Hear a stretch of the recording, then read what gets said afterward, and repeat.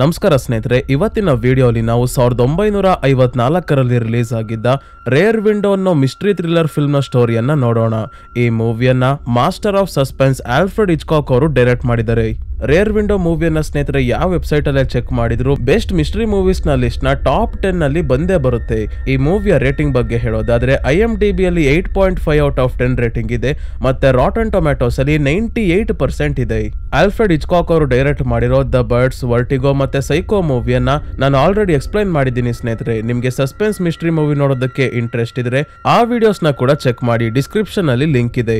So ಈಗ rare window ಕಥೆಯ ಬಗ್ಗೆ ಮಾತಾಡೋದಾದ್ರೆ, ಒಬ್ಬ ಫೋಟೋಗ್ರಾಫರ್ ಕಾಲ್ ಮುರ್ಕೊಂಡು ಎಲ್ಲೂ ಓಡಾಡೋಕಾಗದೆ ಒಬ್ನೇ ತನ್ನ ಅಪಾರ್ಟ್ಮೆಂಟ್ ಅಲ್ಲಿ ವೀಲ್ ಚೇರ್ ಮೇಲೆ ಕುತ್ಕೊಂಡು ಕಾಲ ಕಳೀತಾ ಇರ್ತಾನೆ.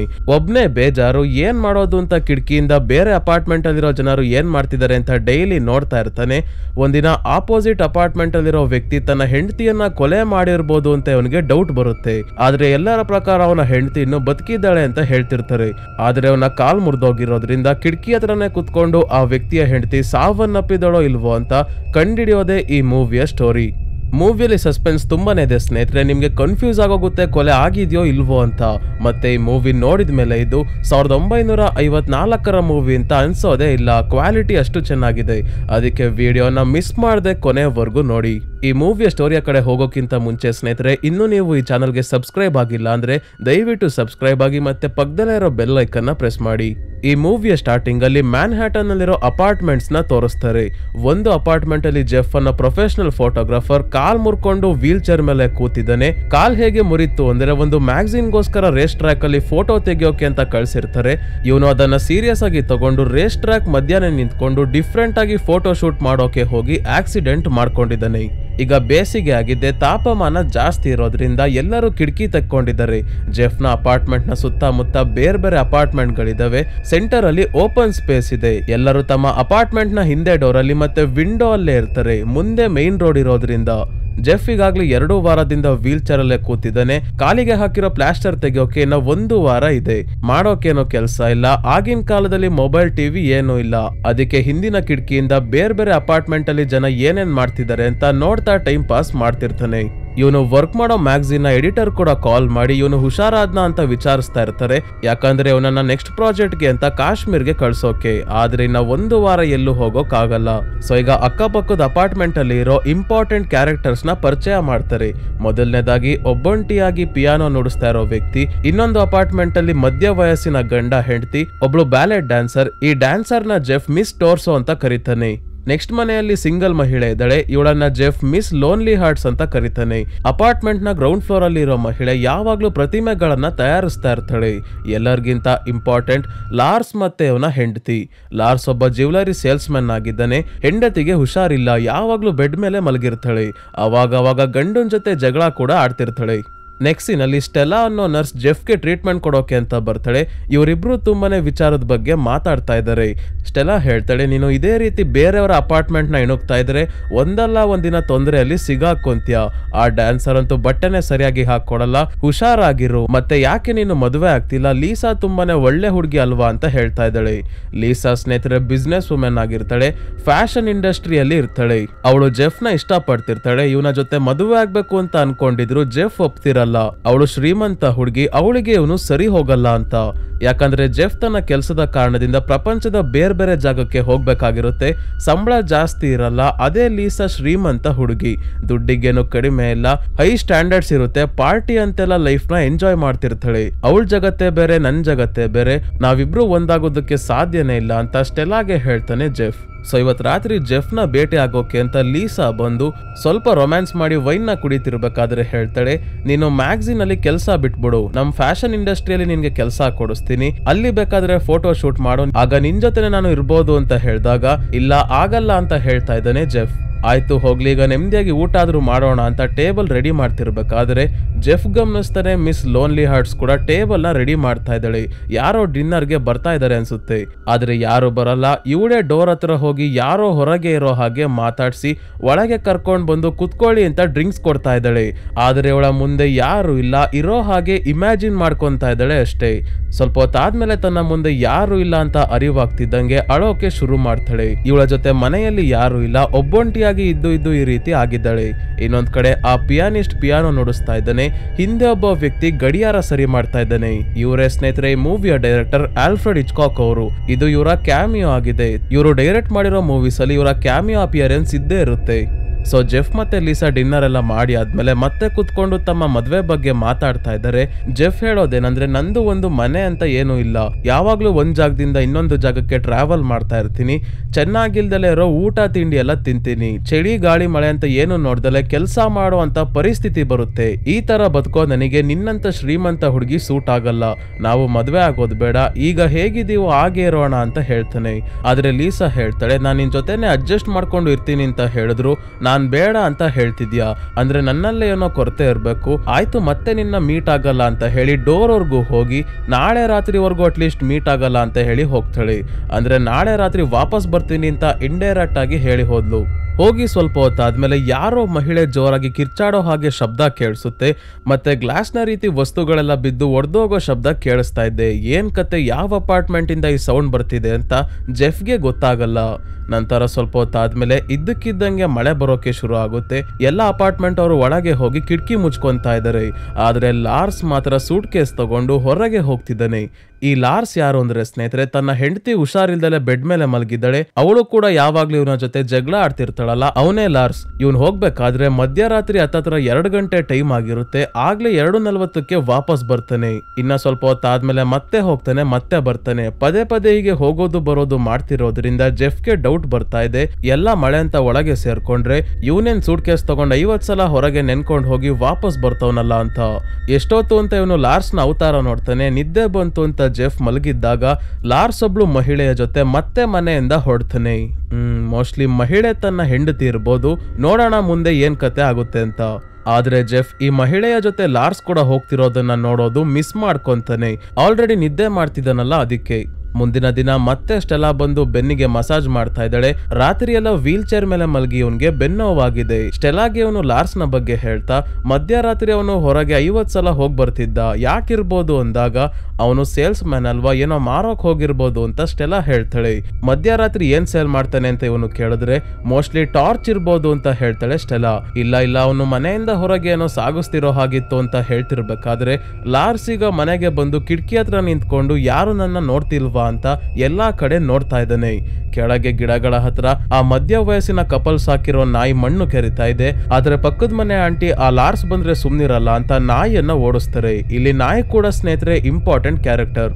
ಜೆಫ್ ಸ್ಟೆಲ್ಲಾ ಹತ್ರ ಬೈನಾಕ್ಯುಲರ್ಸ್ ಇಸ್ಕೊಂಡು ಲಾರ್ಸ್ ಏನ್ ಮಾಡ್ತಿದ್ದಾನೆ ಅಂತ ನೋಡ್ತಿರ್ಬೇಕಾದ್ರೆ ಮತ್ತೆ ಅವನು ಯಾರಾದ್ರೂ ನನ್ನ ನೋಡ್ತಾ ಇದಾರ ಅಂತ ಆ ಕಡೆ ಈ ಕಡೆ ನೋಡ್ಬಿಟ್ಟು ಹೋಗಿ ಮಾಂಸವನ್ನ ಕಟ್ ಮಾಡೋ ಚಾಕು ಎಲ್ಲ ಕ್ಲೀನ್ ಮಾಡಿ ನ್ಯೂಸ್ ಪೇಪರ್ ಅಲ್ಲಿ ಹಿಡ್ಕೊಂತಾ ಇದ್ದಾನೆ. ಇದನ್ನ ನೋಡಿ ಜೆಫ್ಗೆ ಡೌಟ್ ಬರೋದೇನಂದ್ರೆ ತನ್ನ ಹೆಂಡತಿಗೆ ಏನಾದ್ರೂ ಮಾಡಿದ್ನೆ ಅವನು ಅಂತ. ಇವತ್ ರಾತ್ರಿ ಮತ್ತೆ ಲೀಸಾ ಇವನನ್ನ ಮೀಟ್ ಮಾಡೋಕೆ ಬಂದಾಗ ಆ ಸೇಲ್ಸ್ ಮ್ಯಾನ್ ಲಾರ್ಸ್ ನ ಬಗ್ಗೆ ಡಿಸ್ಕಸ್ ಮಾಡ್ತಾ ಇದ್ದಾನೆ. ಪದೇ ಪದೇ ರಾತ್ರಿ ಹೊತ್ತು ಅವನ್ ಯಾಕೆ ಹೋಗೋದು ಬರೋದು ಮಾಡ್ದ, ಬೆಳಗ್ಗಿಂದ ನೋಡ್ತಾ ಇದ್ದೀನಿ ಅವನು ತನ್ನ ಹೆಂಡತಿಯ ರೂಮ್ಗೂ ಹೋಗಿಲ್ಲ, ಅದಲ್ದಲೆ ಮಾಂಸ ಕಟ್ ಮಾಡೋ ಚಾಕುವನ್ನ ಕೂಡ ಎತ್ತಿಡ್ಕೊಂತಿದ್ದ.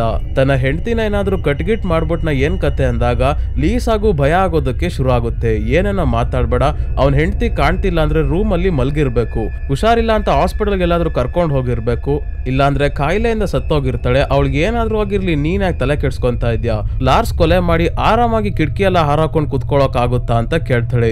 ಇದೇ ಸಮಯಕ್ಕೆ ಮತ್ತೆ ಲಾರ್ಸ್ ಹೊರಗೆ ಹೋಗಿ ಒಂದು ಹಗ್ಗವನ್ನ ತಗೊಂಡು ಬಂದು ಸೀದಾ ತನ್ನ ಹೆಂಡತಿಯ ರೂಮ್ಗೆ ಹೋಗ್ತಾನೆ. ರೂಮ್ ಕಿಟಕಿ ಹಾಕಿರೋದ್ರಿಂದ ಅಲ್ಲಿ ಏನ್ ಮಾಡ್ತಿದ್ದಾನೆ ಅಂತ ಸರಿಯಾಗಿ ಕಾಣ್ತಿಲ್ಲ. ಆದ್ರೆ ರೂಮ್ ಇಂದ ಹೊರಗೆ ಬಂದಾಗ ಒಂದು ಪೆಟ್ಟಿಗೆಯನ್ನ ಲಾಕ್ ಮಾಡಿ ಅದಕ್ಕೆ ಹಗ್ಗವನ್ನ ಕಟ್ತಾ ಇದ್ದಾನೆ. ಇದನ್ನ ನೋಡಿ ಲೀಸಾಗೂ ಕೂಡ ಡೌಟ್ ಶುರು ಆಯ್ತು. ಮುಂದಿನ ದಿನ ಸ್ಟೆಲಾ ಬಂದಾಗ ಅವಳಿಗೂ ಕೂಡ ಲಾರ್ಸ್ ನ ಬಗ್ಗೆ ಎಲ್ಲಾ ವಿಷಯವನ್ನ ಹೇಳ್ತಾನೆ. ಇವಳು ಹೇಳೋದೇನಂದ್ರೆ ನನಗನ್ಸೋ ಪ್ರಕಾರ ಅವನು ಅವಳ ಬಾಡಿಯನ್ನ ಬಾತ್ ಟಬ್ ಅಲ್ಲಿ ಕಟ್ ಮಾಡಿರ್ಬೇಕು, ರಕ್ತ ನೀಟಾಗಿ ಕ್ಲೀನ್ ಮಾಡ್ಬೋದು ಅಂತ. ಅವಳ ಬಾಡಿ ಪಾರ್ಟ್ಸ್ ನ ಪೆಟ್ಟಿಗೆ ಒಳಗೆ ಹಾಕಿದ್ದಾನೆ ಅಂತ ಹೇಳ್ತಾಳೆ. ಇದೇ ಸಮಯಕ್ಕೆ ಲಾರ್ಸ್ ನ ಮನೆಗೆ ಕೊರಿಯರ್ ಅವರು ಬಂದು ಪೆಟ್ಟಿಗೆನ ತಗೊಂಡು ಹೋಗ್ತಾರೆ. ಜೆಫ್ ಈಗಾಗಲೇ ಲಾರ್ಸ್ ನ ಅಪಾರ್ಟ್ಮೆಂಟ್ ಬೈನಾಕ್ಯುಲರ್ಸ್ ಅಲ್ಲಿ ಸರಿಯಾಗಿ ಕಾಣಲ್ಲ ಅಂತ ಕ್ಯಾಮೆರಾಗೆ ಬೇರೆ ಲೆನ್ಸ್ ಹಾಕೊಂಡು ನೋಡ್ತಾ ಇದ್ದಾನೆ, ಝೂಮ್ ಮಾಡಿ ನೋಡ್ಬೋದು ಅಂತ. ತಕ್ಷಣ ಜೆಫ್ ತನ್ನ ಹಳೆ ಫ್ರೆಂಡ್ ಟಾಮ್ಗೆ ಕಾಲ್ ಮಾಡಿ ಲಾರ್ಸ್ನ ಮನೆಯಲ್ಲಿ ಮರ್ಡರ್ ಆಗಿರ್ಬೋದು ಅನ್ನೋ ವಿಷಯವನ್ನ ತಿಳಿಸಿ ಆದಷ್ಟು ಬೇಗ ಬರೋದಕ್ಕೆ ಹೇಳ್ತಾನೆ. ಯಾಕಂದ್ರೆ ಟಾಮ್ ಒಬ್ಬ ಡಿಟೆಕ್ಟಿವ್. ಇವನ್ ಬಂದು ಜೆಫ್ ಜೊತೆ ವಾದ ಮಾಡ್ತಾ ಇದ್ದಾನೆ. ಅವನ್ ಹೆಂಡತಿ ಎಲ್ಲಾದ್ರೂ ಹೋಗಿರ್ಬೋದು, ಮರ್ಡರ್ ಆಗಿದೆ ಅಂತ ಯಾಕೆ ಅನ್ಕೊಂತ್ಯ. ಲಾರ್ಸ್ ಅಂತೂ ಸ್ವಲ್ಪನೂ ಟೆನ್ಷನ್ ಮಾಡ್ಕೊಂಡಲೆ ಆರಾಮಾಗೆ ಕೂತಿದ್ದಾನೆ. ಒಂದ್ಸಲ ವಿಚಾರಿಸ್ತೀನಿ ಅಂತ ಹೇಳಿ ಹೊರಡ್ತಾನೆ.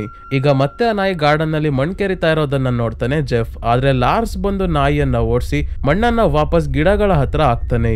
ನಂತರ ಡಿಟೆಕ್ಟಿವ್ ಟಾಮ್ ಎಲ್ಲಾ ವಿಚಾರ ತಿಳ್ಕೊಂಡ್ ಬಂದು ಜೆಫ್ಗೆ ಹೇಳ್ತಾನೆ, ಅವನು 6 ತಿಂಗಳು ಅಪಾರ್ಟ್ಮೆಂಟ್ ಲೀಸ್ಗೆ ಹಾಕ್ಸ್ಕೊಂಡ್ ಬಂದಿರೋದು, 5.5 ತಿಂಗಳಾಗ್ಲೇ ಆಗೋಗಿದೆ, ಯಾರಿಗೂ ಯಾವ ತೊಂದರೆನೂ ಅವನು ಕೊಟ್ಟಿಲ್ಲ. ನಿನ್ನೆ ಬೆಳಗಿನ ಜಾವ 6 ಗಂಟೆಗೆ ತನ್ನ ಹೆಂಡತಿಯನ್ನ ಕರ್ಕೊಂಡು ಹೋಗಿ ಬೇರೆ ಊರಿಗೆ ಟ್ರೈನ್ ಹತ್ಸಿ ಬಂದಿದ್ದಾನೆ. ಅವನ ಅಕ್ಕಪಕ್ಕದ ಮನೆಯವರು ಎಲ್ಲಾ ವಿಷಯವನ್ನ ಹೇಳಿದ್ರು ಅಂತ ಹೇಳ್ತಾನೆ.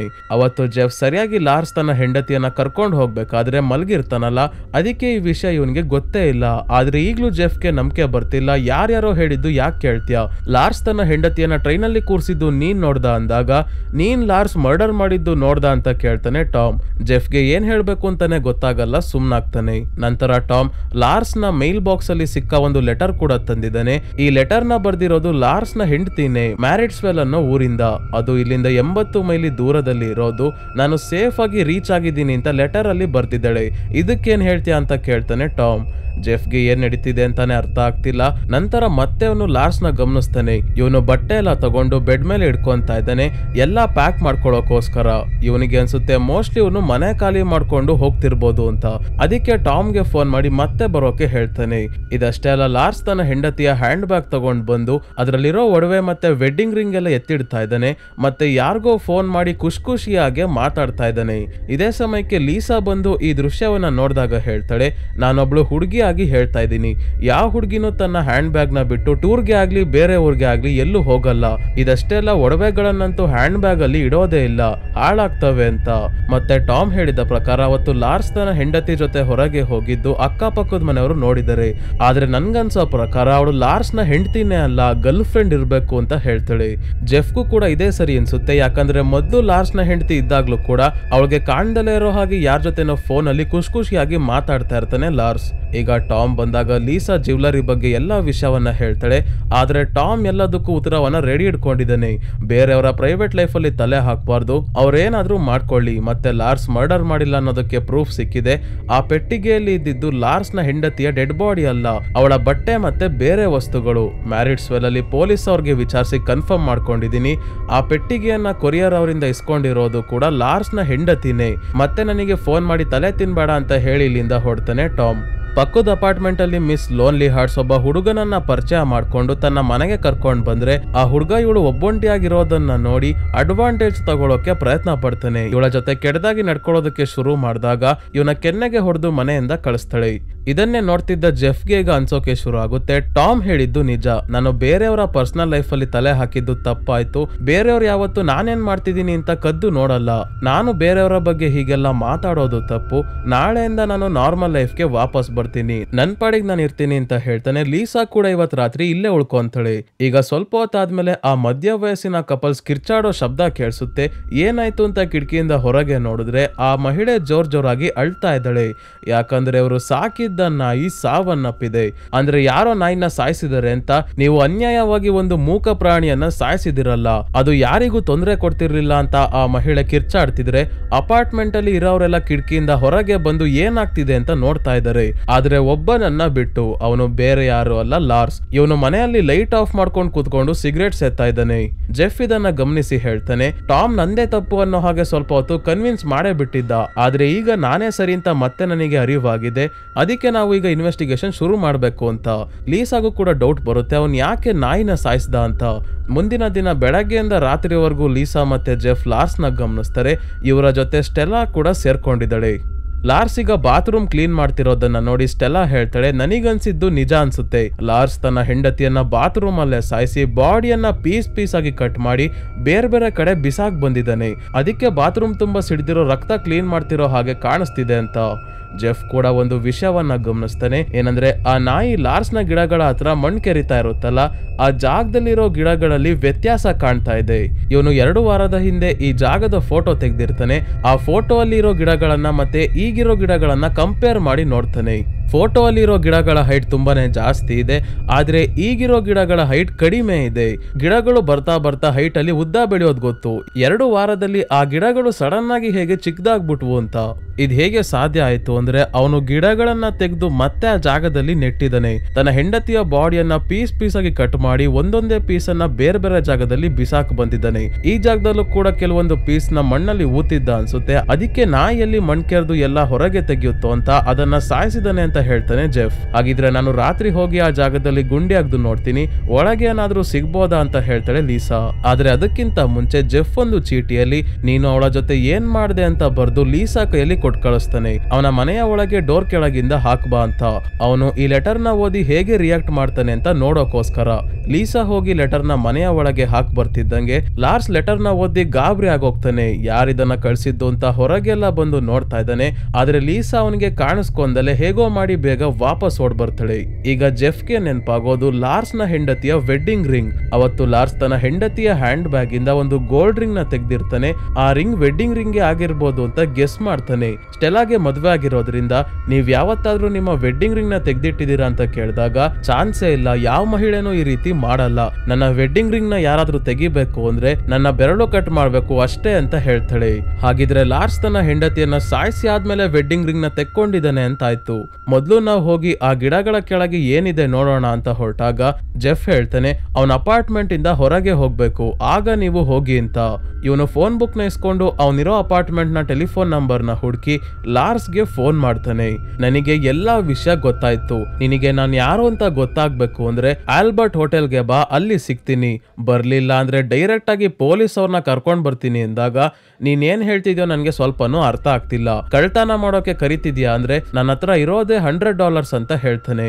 ಆಯ್ತು ಅಷ್ಟನ್ನೇ ತಗೊಂಡ್ ಬಾ ಅಂದಾಗ ತಕ್ಷಣ ಆಲ್ಬರ್ಟ್ ಹೋಟೆಲ್ಗೆ ಹೊರಡ್ತಾನೆ ಲಾರ್ಸ್. ಸೊ ಜೆಫ್ ಏನೋ ಸುಳ್ಳು ಹೇಳ್ದ ಹೋಟೆಲ್ಗೆ ಬಾ ಅಂತ. ಆದ್ರೆ ಅವನು ಹೋಟೆಲ್ಗೆ ಹೋಗಿ ಯಾರು ಇಲ್ಲ ಅಂತ ವಾಪಸ್ ಬರೋ ಅಷ್ಟ್ರಲ್ಲಿ ಲೀಸಾ ಮತ್ತೆ ಸ್ಟೆಲಾ ಇಬ್ರು ಆ ಗಿಡಗಳ ಹತ್ರ ಹೋಗಿ ಗುಂಡಿ ತೆಗೆಯೋಕೆ ಶುರು ಮಾಡ್ತಾರೆ. ಎಷ್ಟೇ ಆಳ ಗುಂಡಿ ತೆಗೆದ್ರು ಏನು ಸಿಗ್ತಾ ಇಲ್ಲ. ಲೀಸಾ ಏನ್ ಮಾಡ್ತಾಳೆ ಅಂದ್ರೆ ಇವತ್ತು ಸತ್ಯ ಗೊತ್ತಾಗ್ಲೇಬೇಕು ಅಂತ ಏಣಿ ಹತ್ಕೊಂಡು ಲಾರ್ಸ್ ನ ಮನೆಯ ಕಿಟಕಿಯಿಂದ ಒಳಗೆ ಹೋಗ್ತಾಳೆ. ಆ ವೆಡ್ಡಿಂಗ್ ರಿಂಗ್ ಎಲ್ಲಿದೆ ಅಂತ ಹುಡ್ಕೋಕೋಸ್ಕರ. ಸ್ಟೆಲಾ ವಾಪಸ್ ಜೆಫ್ ಹತ್ರ ಬಂದು ಇಬ್ರು ರೋಡ್ ಹತ್ರನೇ ನೋಡ್ತಾ ಇದ್ದಾರೆ. ಲಾರ್ಸ್ ಏನಾದ್ರೂ ವಾಪಸ್ ಬಂದ್ರೆ ಲೀಸಾಗೆ ಹೇಳೋಣ ಅಂತ.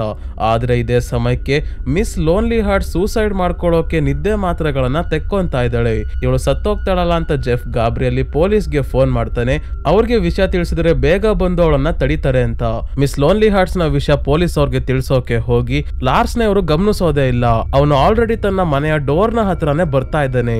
ಏನ್ ಮಾಡ್ಬೇಕು ಅಂತ ಸ್ಟೆಲಾ ಮತ್ತೆ ಜೆಫ್ಗೆ ಕೈ ಕಾಲಾಡ್ತಿಲ್ಲ. ಹೇಗೋ ಮಿಸ್ ಲೋನ್ಲಿ ಹಾರ್ಟ್ಸ್ ಮಾತ್ರೆ ತಗೊಳ್ಳೋದಿಲ್ಲ. ಆ ಪಿಯಾನಿಸ್ಟ್ ನುಡಿಸ್ತಾ ಇರೋ ಪಿಯಾನೋ ಶಬ್ದವನ್ನ ಕೇಳಿಸ್ಕೊಂಡು ಕಿಟಕಿ ಹತ್ರ ಬರ್ತಾಳೆ. ಮ್ಯೂಸಿಕ್ ನ ಕೇಳ್ತಾ ಹಾಗೆ ಮನಸ್ಸಲ್ಲಿ ಇದ್ದ ಆತ್ಮಹತ್ಯೆ ಮಾಡ್ಕೊಳ್ಳೋ ಯೋಚನೆ ಕೂಡ ಹೋಗುತ್ತೆ. ಆದ್ರೆ ಜೆಫ್ ಪೊಲೀಸ್ಗೆ ಫೋನ್ ಮಾಡಿದ್ದು ವೇಸ್ಟ್ ಆಗಲ್ಲ. ಜೆಫ್ ಪೊಲೀಸ್ ಅವ್ರಿಗೆ ಲಾರ್ಸ್ ನ ಅಪಾರ್ಟ್ಮೆಂಟ್ ಅಡ್ರೆಸ್ ಹೇಳಿ ಲಾರ್ಸ್ ಒಬ್ಳು ಹುಡುಗಿಯನ್ನ ಹಿಡ್ಕೊಂಡು ಅಸಾಲ್ಟ್ ಮಾಡ್ತಾ ಇದ್ದಾನೆ, ಅವಳಿಗೆ ಹೊಡಿತಾ ಇದ್ದಾನೆ, ಬೇಗ ಬನ್ನಿ ಅಂತ ಹೇಳ್ತಾನೆ. ಲಾರ್ಸ್ ತನ್ನ ಮನೆಯ ಒಳಗೆ ಬರ್ತಿದ್ದಂಗೆ ಲೀಸಾ ರೆಡ್ ಹ್ಯಾಂಡ್ ಆಗಿ ಸಿಗಾಕೊಂತಾಳೆ. ಲಾರ್ಸ್ ಅನ್ಕೊಂತಾನೆ ಅವಳು ಕಳ್ಳಿ ಕಳ್ತನ ಮಾಡೋಕೆ ಬಂದಿದ್ದಾಳೆ ಅಂತ. ಇವಳನ್ನ ಹೇಗ್ ಬೇಕೋ ಹಾಗೆ ಎಳ್ದಾಡೋದಕ್ಕೆ ಶುರು ಮಾಡ್ತಾನೆ. ಮತ್ತೆ ಲೀಸಾ ಹೆದರ್ಕೊಂಡು ಜೆಫ್ ನ ಕೂಗ್ತಾ ಇದ್ದಾಳೆ. ಜೆಫ್ಗೆ ಏನ್ ಭಯ ಅಂದ್ರೆ ಎಲ್ಲಿ ನಾಯಿಯನ್ನ ಸಾಯಿಸಿತಾರ ಲೀಸಾನ್ನ ಕೂಡ ಕಿಟಕಿಯಿಂದ ಕೆಳಗೆ ತಳ್ತಾನೋ ಅಂತ. ಆದ್ರೆ ಆ ರೀತಿ ಏನು ಆಗಲ್ಲ. ಸರಿಯಾದ ಸಮಯಕ್ಕೆ ಬರ್ತಾರೆ ಪೊಲೀಸ್ ಅವರು. ಲಾರ್ಸ್ ಪೊಲೀಸ್ ಅವ್ರಿಗೆ ಇವಳು ಕಳ್ತನ ಮಾಡೋಕೆ ಬಂದಿದ್ಲು ಅಂತ ಹೇಳ್ತಿರ್ಬೇಕಾದ್ರೆ ಲೀಸಾ ತನ್ನ ಬೆರಳಲ್ಲಿ ಇರೋ ರಿಂಗ್ ನ ಜೆಫ್ಗೆ ತೋರಿಸ್ತಾ ಇದ್ದಾಳೆ. ಅದೇ ಲಾರ್ಸ್ ನ ಹೆಂಡತಿಯ ವೆಡ್ಡಿಂಗ್ ರಿಂಗ್. ಲಾರ್ಸ್ ಬರೋಷ್ಟರಲ್ಲಿ ಲೀಸಾ ಅದನ್ನ ಹೇಗೋ ಮಾಡಿ ಹುಡುಕಿದಾಳೆ. ಆದ್ರೆ ಪ್ರಾಬ್ಲಮ್ ಏನಾಯ್ತು ಅಂದ್ರೆ ಇವಳು ಆ ರಿಂಗ್ ನ ಜೆಫ್ಗೆ ತೋರಿಸ್ತಿರೋದನ್ನ ನೋಡ್ಬಿಡ್ತಾನೆ ಲಾರ್ಸ್. ಯಾರಿಗೆ ಇವಳು ರಿಂಗ್ ನ ತೋರಿಸ್ತಿದ್ದಾಳೆ ಅಂತ ನೋಡಿದಾಗ ಜೆಫ್ ಕ್ಯಾಮ್ರಾ ಹಿಡ್ಕೊಂಡು ನೋಡ್ತಿರೋದು ಕೂಡ ಇವನ್ಗೆ ಕಾಣಿಸುತ್ತೆ. ಸೊ ಅವನೇನಾದ್ರೂ ಮಾಡೋ ಅಷ್ಟರಲ್ಲಿ ನಾನೇನಾದ್ರೂ ಮಾಡ್ಬೇಕು ಅಂತ ಜೆಫ್ ಮೊದ್ಲು ಸ್ಟೆಲಾಗೆ ದುಡ್ಡು ಕೊಟ್ಟು ಲೀಸಾನ್ನ ಜೈಲಿಂದ ಬಿಡ್ಸ್ಕೊಂಡ್ ಬಾ ಅಂತ ಕಳಿಸಿ ಟಾಮ್ಗೆ ಫೋನ್ ಮಾಡಿ ಇಷ್ಟು ದಿನ ಇವರು ಕಲೆಕ್ಟ್ ಮಾಡಿರೋ ಎವಿಡೆನ್ಸ್ ಏನು ಅಂತ ಡೀಟೇಲ್ ಆಗಿ ಹೇಳ್ತಾನೆ. ಮೊದಲನೇದಾಗಿ ಈಗ ತಾನೇ ಲೀಸಾಗೆ ಲಾರ್ಸ್ ನ ಹೆಂಡತಿಯ ವೆಡ್ಡಿಂಗ್ ರಿಂಗ್ ಸಿಕ್ಕಿದೆ, ಅವಳು ಬದುಕಿದ್ರೆ ಆ ರಿಂಗ್ ನ ಹಾಕಿರೋವಳು. ಎರಡನೇದು ಅವನು ನಿನ್ನೆ ರಾತ್ರಿ ಒಂದು ನಾಯಿಯನ್ನ ಸಾಯಿಸಿದಾನೆ, ಅದು ಗಾರ್ಡನ್ ಅಲ್ಲಿ ಮಣ್ಣು ತೆಗಿತಿತ್ತು ಅಂತ. ಅಲ್ಲಿ ಲಾರ್ಸ್ ತನ್ನ ಹೆಂಡತಿಯ ಬಾಡಿ ಪಾರ್ಟ್ಸ್ ನ ಮಣ್ಣು ಮಾಡಿದ ಇದ್ದಾನೆ. ಆದ್ರೆ ಆ ನಾಯಿಯಲ್ಲಿ ಗುಂಡಿ ತೆಗ್ದಿತ್ತಲ್ಲ, ಬೇರೆಯವ್ರಿಗೆ ಡೌಟ್ ಬರುತ್ತೆ ಅಂತ ಆ ಬಾಡಿ ಪಾರ್ಟ್ಸ್ ನ ಯಾವಾಗ್ಲೂ ಅಲ್ಲಿಂದ ತೆಕ್ಕೊಂಡಿದ್ದಾನೆ. ಮೂರನೇದು, ಅವತ್ ರಾತ್ರಿ 50 ಸಲ ಸೂಟ್ ಕೇಸ್ ತಗೊಂಡು ಹೊರಗೆ ಹೋಗೋದು ಬರೋದು ಮಾಡ್ತಿದ್ನಲ್ಲ, ಆಗ ಸೂಟ್ ಕೇಸಲ್ಲಿ ತಗೊಂಡು ಹೋಗಿದ್ದು ತನ್ನ ಹೆಂಡತಿಯ ಬಾಡಿ ಪಾರ್ಟ್ಸ್. ತನ್ನ ಹೆಂಡತಿಯನ್ನ ತುಂಡು ತುಂಡಾಗಿ ಕಟ್ ಮಾಡಿ ಒಂದೊಂದು ಪೀಸ್ ನ ಇಡೀ ಟೌನ್ ತುಂಬಾ ಬೇರೆ ಬೇರೆ ಜಾಗದಲ್ಲಿ ಹಾಕಿ ಬಂದಿದ್ದಾನೆ. ನಾಲ್ಕನೇದು, ಅವತ್ತವನು ಹೋಗಿದ್ದು ತನ್ನ ಹೆಂಡತಿ ಜೊತೆ ಅಲ್ಲ, ಗರ್ಲ್ ಫ್ರೆಂಡ್ ಜೊತೆ. ಯಾಕಂದ್ರೆ ಅವನು ಫೋನ್ ಮಾಡ್ಬೇಕಾದ್ರೆ ನೋಡಿದೀನಿ, ಅವನು ಮಾಡಿರೋದೆಲ್ಲ ಲಾಂಗ್ ಡಿಸ್ಟೆನ್ಸ್ ಕಾಲ್ಸ್. ತನ್ನ ಹೆಂಡತಿಯನ್ನ ಟ್ರೈನ್ ಹತ್ಸಿ ಬಂದಿದ್ರೆ ಹಿಂದೆನೆ ಮನೆಗೆ ಬಂದು ಯಾರಿಗೆ ಫೋನ್ ಮಾಡಿದ್ದ? ತನ್ನ ಹೆಂಡತಿಗೆ ಫೋನ್ ಮಾಡೋಕಂತೂ ಸಾಧ್ಯನೇ ಇಲ್ಲ. ಫೋನಲ್ಲಿ ಹೆಂಡತಿ ಜೊತೆ ಮಾತಾಡಿದ್ರೆ ನಾನು ಸೇಫ್ ಆಗಿ ಮ್ಯಾರಿಟ್ಸ್ವೆಲ್ ತಲುಪಿದ್ದೀನಿ ಅಂತ ಲೆಟರ್ ಯಾಕೆ ಬರಿತಾ ಇದ್ಲು? ಇಷ್ಟು ಎವಿಡೆನ್ಸ್ ಇದ್ರೆ ಸಾಕಲ್ವಾ ಅವನನ್ನ ಅರೆಸ್ಟ್ ಮಾಡೋಕೆ? ತನ್ನ ಗರ್ಲ್ ಫ್ರೆಂಡ್ಗೋಸ್ಕರ ತನ್ನ ಹೆಂಡತಿಯನ್ನ ಸಾಯಿಸಿದಾನೆ, ಅವನ ಗರ್ಲ್ ಫ್ರೆಂಡ್ ಕೂಡ ಇದರಲ್ಲಿ ಕೈ ಜೋಡಿಸಿರ್ಬೋದು. ಎಲ್ಲ ಎವಿಡೆನ್ಸ್ ನ ನಾಶ ಮಾಡೋಕೆ ಸಖತ್ತಾಗೆ ಟ್ರೈ ಮಾಡಿದ್ದಾನೆ. ನಾನು ಮ್ಯಾರಿಟ್ಸ್ವೆಲ್ ನ ತಲುಪಿದ್ದೀನಿ ಅಂತ ಲಾರ್ಸೆ ಲೆಟರ್ ಬರೆದು ತನ್ನ ಪೋಸ್ಟ್ ಅಲ್ಲೇ ಹಾಕಿದ್ದಾನೆ. ಮತ್ತೆ ತನ್ನ ಗರ್ಲ್ ಫ್ರೆಂಡ್ ಕರ್ಸಿ ರೈಲ್ವೆ ಸ್ಟೇಷನ್ಗೆ ಹೋಗಿದ್ದಾನೆ. ನೋಡಿದವರು ತನ್ನ ಹೆಂಡತಿನ ಕರ್ಕೊಂಡು ಹೋಗಿದ್ದಾನೆ ಅನ್ಕೊಳ್ಳಿ ಅಂತ ಜೆಫ್ ಹೇಳಿದಾಗ ಟಾಮ್ ತಕ್ಷಣ ಆಕ್ಷನ್ ತಗೊಳ್ಳೋಕೆ ರೆಡಿ ಆಗ್ತಾನೆ. ಮೊದಲು ಲೀಸಾ ಹತ್ರ ಹೋಗಿ ಅವಳನ್ನ ಬಿಡಿಸ್ಕೊಂಡು ಅಲ್ಲಿಗೆ ಬರ್ತೀನಿ ಅಂತ ಹೇಳಿ ಟಾಮ್ ಫೋನ್ ಇಡ್ತಾನೆ. ಈಗ ಜೆಫ್ ಗಮನಿಸೋದೇನಂದ್ರೆ ಲಾರ್ಸ್ ತನ್ನ ಅಪಾರ್ಟ್ಮೆಂಟ್ ಅಲ್ಲಿ ಇಲ್ಲ, ಲೈಟ್ ಆಫ್ ಮಾಡ್ಕೊಂಡು ಎಲ್ಲೋ ಹೋಗಿದ್ದಾನೆ. ಸಡನ್ ಆಗಿ ಈಗ ಫೋನ್ ರಿಂಗ್ ಆದಾಗ ಟಾಮ್ ಮಾಡದ್ನೇನೋ ಅಂತ ರಿಸೀವ್ ಮಾಡಿ ಲಾರ್ಸ್ ಮನೆಯಲ್ಲಿ ಕಾಣ್ತಿಲ್ಲ ಅಂತ ಹೇಳಿದಾಗ ಫೋನ್ ಅಲ್ಲಿ ಯಾರು ಮಾತಾಡ್ತಾನೆ ಇಲ್ಲ. ಜೆಫ್ಗೆ ಈಗ ಫ್ಲಾಶ್ ಆಯ್ತು, ಫೋನ್ ಮಾಡಿದ್ದು ಟಾಮ್ ಅಲ್ಲ ಲಾರ್ಸ್ ಅಂತ. ಸೊ ನನ್ನ ಮನೆಗೆ ಅವನು ಪಕ್ಕ ಬರ್ತಾ ಇದ್ದಾನೆ, ಏನ್ ಮಾಡೋದು ಅಂತ ಯಾವ್ದಾದ್ರು ವೆಪನ್ ಸಿಗುತ್ತಾ ಅಂತ ಹುಡುಕ್ತಾನೆ. ಆದ್ರೆ ಏನು ಸಿಗ್ತಿಲ್ಲ. ಸದ್ಯಕ್ಕೆ ಒಂದು ಫ್ಲಾಶ್ ಬಲ್ಬ್ ಸಿಗುತ್ತೆ, ಅದನ್ನೇ ಹಿಡ್ಕೊಂಡು ಕೂತಿದ್ದಾನೆ. ಈಗ ಲಾರ್ಸ್ ಇವನ ಅಪಾರ್ಟ್ಮೆಂಟ್ ಗೆ ಬಂದು ಇವನ ಹತ್ರ ಬರ್ಬೇಕಾದ್ರೆ ಫ್ಲಾಶ್ ಬಲ್ಬ್ ನ ಒಂದೇ ಸಮ ಫ್ಲಾಶ್ ಮಾಡ್ತಾನೆ. ಈ ಬೆಳಕು ತುಂಬಾನೇ ಜಾಸ್ತಿ ಇರೋದ್ರಿಂದ ಲಾರ್ಸ್ಗೆ ಕಣ್ಣು ಸರಿಯಾಗಿ ಕಾಣಿಸಲ್ಲ. ಆದ್ರೂ ಲಾರ್ಸ್ ತಕ್ಷಣ ಜೆಫ್ ಹತ್ರ ಬಂದು ಇವನನ್ನ ಕಿಟಕಿಯಿಂದ ಹೊರಗೆ ಬೀಳ್ಸೋಕೆ ನೋಡ್ತಾನೆ. ಆದ್ರೆ ಜೆಫ್ ಕಟ್ಟೆ ಹಿಡ್ಕೊಂಡು ನೇತಾಡ್ತಾ ಇದ್ದಾನೆ. ಇದೇ ಸಮಯಕ್ಕೆ ಟಾಮ್ ಲೀಸಾನ ಬಿಡಿಸ್ಕೊಂಡು ಇಲ್ಲಿಗೆ ಬಂದಾಗ ಜೆಫ್ನ ನೋಡಿ ಪೊಲೀಸರು ಕೂಡ ಅವನ್ನ ಹಿಡಿಯೋಕೆ ಅಂತ ಬರ್ತಾರೆ. ಇವರು ಬರೋ ಅಷ್ಟರಲ್ಲೇ ಜೆಫ್ ಕೆಳಗೆ ಬಿದ್ದ್ಬಿಡ್ತಾನೆ. ಜಾಸ್ತಿ ಹೈಟ್ ಇಲ್ದಲೇ ಇರೋದ್ರಿಂದ ಬದುಕೊಂಡ. ಪೊಲೀಸರು ಲಾರ್ಸ್ನ ಅರೆಸ್ಟ್ ಮಾಡಿ ಸತ್ಯವನ್ನ ಬಾಯಿ ಬಿಡಿಸ್ತಾರೆ. ಜೆಫ್ ಇಲ್ಲಿವರೆಗೂ ಹೇಳಿದ್ದೆಲ್ಲ ನಿಜ ಅಂತ ಟಾಮ್ಗೂ ಕೂಡ ಗೊತ್ತಾಯ್ತು. ಲಾರ್ಸ್ ತನ್ನ ಹೆಂಡತಿಯ ಬಾಡಿ ಪೀಸ್ ಗಳನ್ನ ನದಿಯಲ್ಲಿ ಬಿಸಾಕಿರ್ತಾನೆ. ಇನ್ನೊಂದಷ್ಟು ಪೀಸ್ ನ ಗಿಡದ ಹತ್ರ ಮಣ್ಣಲ್ಲಿ ಹೂತಾಕಿರ್ತಾನೆ. ನಾಯಿ ಅದನ್ನ ಎಲ್ಲಿ ತೆಗೆದ್ಬಿಡುತ್ತೋ ಅಂತ ನಾಯಿಯನ್ನ ಸಾಯಿಸಿದ ನಂತರ ರಾತ್ರಿ ಹೊತ್ತು ಯಾರಿಗೂ ಕಾಣ್ದಂಗೆ ಗುಂಡಿ ತೆಗೆದು ತನ್ನ ಹೆಂಡತಿಯ ಮಾಂಸ ತಗೊಂಡು ಹೋಗಿ ಸದ್ಯಕ್ಕೆ ಅಂತ ತನ್ನ ಮನೆಯಲ್ಲೇ ಒಂದು ಬಾಕ್ಸ್ ಅಲ್ಲಿ ಹಿಡ್ಕೊಂಡಿರ್ತಾನೆ. ಸೊ ಕೊನೆಗೂ ಈ ಕೇಸ್ ಈ ರೀತಿ ಸಾಲ್ವ್ ಆಯ್ತು. ಮುಂದಿನ ದಿನ ಮತ್ತೆ ಅಪಾರ್ಟ್ಮೆಂಟ್ ಅಲ್ಲಿ ಬೇರೆ ಬೇರೆ ಮನೆಯವರು ಹೇಗಿದ್ದಾರೆ ಅಂತ ತೋರಿಸ್ತಾರೆ. ಮಿಸ್ ಲೋನ್ಲಿ ಹಾರ್ಟ್ಸ್ ಈಗ ಪಿಯಾನೋ ನುಡಿಸ್ತಿದ್ದ ವ್ಯಕ್ತಿಯ ಜೊತೆ ಫ್ರೆಂಡ್ಶಿಪ್ ಮಾಡ್ಕೊಂಡಿದ್ದಾಳೆ. ಲಾರ್ಸ್ ನ ಮನೆಯನ್ನ ಹೊಸದಾಗಿ ಪೇಂಟ್ ಮಾಡಿಸ್ತಿದ್ದಾರೆ. ಆ ಮಧ್ಯ ವಯಸ್ಸಿನ ಕಪಲ್ ನ ನಾಯಿ ಸತ್ತೋಗಿರುತ್ತಲ್ಲ, ಈಗ ಇನ್ನೊಂದು ನಾಯಿ ಮರಿ ತಗೊಂಡ್ ಬಂದು ಖುಷಿಯಾಗಿದ್ದಾರೆ. ಮಿಸ್ ಟೋರ್ಸೋ ಎಂದಿನಂತೆ ಡ್ಯಾನ್ಸ್ ಪ್ರಾಕ್ಟೀಸ್ ಮಾಡ್ತಿರ್ಬೇಕಾದ್ರೆ ಆರ್ಮಿಯಿಂದ ಇವಳ ಬಾಯ್ ಫ್ರೆಂಡ್ ವಾಪಸ್ ಬರ್ತಾನೆ. ಹೊಸದಾಗಿ ಮದುವೆಯಾಗಿ ಈಗ ತಾನೇ ಒಂದು ಅಪಾರ್ಟ್ಮೆಂಟ್ ಗೆ ಬಂದಿರೋ ಕಪಲ್ ಆಗ್ಲೇ ಜಗಳ ಮಾಡೋದಕ್ಕೆ ಶುರು ಮಾಡ್ಕೊಂಡಿದ್ದಾರೆ. ಕೊನೆದಾಗಿ ಜೆಫ್ ಮೇಲಿಂದ ಕೆಳಗೆ ಬಿದ್ನಲ್ಲ, ಅದಕ್ಕೆ ಇನ್ನೊಂದು ಕಾಲ್ ಕೂಡ ಮುರಿದೋಗಿ ಪ್ಲಾಸ್ಟರ್ ಹಾಕಿಸ್ಕೊಂಡು ವೀಲ್ ಚೇರ್ ಮೇಲೆ ಆರಾಮಾಗಿ ಮಲಗಿದ್ದಾನೆ. ಇವನ ಮುಂದೆ ಲೀಸಾ ಕುತ್ಕೊಂಡು ಬಿಯಾಂಡ್ ದ ಹೈ ಹಿಮಾಲಯಾಸ್ ಅನ್ನೋ ಬುಕ್ ನ ಓದ್ತಾ ಇದ್ದಾಳೆ. ನನಗೂ ಬೇರೆ ಬೇರೆ ಜಾಗಕ್ಕೆ ಟ್ರಾವೆಲ್ ಮಾಡೋದಕ್ಕೆ ಮತ್ತೆ ಅಡ್ವೆಂಚರ್ ಮಾಡೋದಕ್ಕೆ ಇಷ್ಟ ಇದೆ ಅಂತ ತೋರ್ಸೋಕೋಸ್ಕರ. ಆದ್ರೆ ಜೆಫ್ ಈಗ ಮಲಗಿರೋದನ್ನ ನೋಡಿ ಇವಳಿಗೆ ಇಂಟ್ರೆಸ್ಟ್ ಇರೋ ಬಜಾರ್ ಅನ್ನೋ ಫ್ಯಾಷನ್ ಮ್ಯಾಗಝಿನ್ ನ ತೆಕ್ಕೊಂಡು ಕುತ್ಕೊಂತಾಳೆ. ಸೊ ಸ್ನೇಹಿತರೆ, ಈ ಮೂವಿ ಇಲ್ಲಿಗೆ ಮುಗಿಯುತ್ತೆ. ಈ ಮೂವಿಯಲ್ಲಿ ಏನೇನ್ ನಡೀತು ಅಂತ ಸ್ನೇಹಿತರೆ ಸ್ಟೋರಿ ಹೇಳ್ಬೇಕಾದ್ರೆ ಎಕ್ಸ್ಪ್ಲೈನ್ ಕೂಡ ಮಾಡಿದೀನಿ. ಇನ್ನೇನು ಡೌಟ್ ಇಲ್ಲ ಅಂತ ಅನ್ಸುತ್ತೆ. ಇನ್ನು ನಿಮ್ಮ ಮನಸ್ಸಲ್ಲಿ ಏನಾದ್ರೂ ಡೌಟ್ ಇದ್ರೆ ಕಮೆಂಟ್ಸ್ ಅಲ್ಲಿ ಮಿಸ್ ಮಾಡದೆ ತಿಳಿಸಿ. ಆ ಪ್ರಶ್ನೆಗೆ ಖಂಡಿತ ಉತ್ತರವನ್ನ ಕೊಡ್ತೀನಿ. ಸೊ ಸ್ನೇಹಿತರೆ, ಈ ವಿಡಿಯೋ ಇಷ್ಟ ಆಗಿದ್ರೆ ಲೈಕ್ ಮಾಡಿ ಮತ್ತೆ ಈ ಚಾನಲ್ಗೆ ಸಬ್ಸ್ಕ್ರೈಬ್ ಆಗೋದನ್ನ ಮರಿಬೇಡಿ. ಇದೇ ರೀತಿಯ ವಿಡಿಯೋವಿನೊಂದಿಗೆ ಮತ್ತೆ ನಿಮ್ಮನ್ನ ಭೇಟಿ ಆಗ್ತೀನಿ. ಧನ್ಯವಾದಗಳು.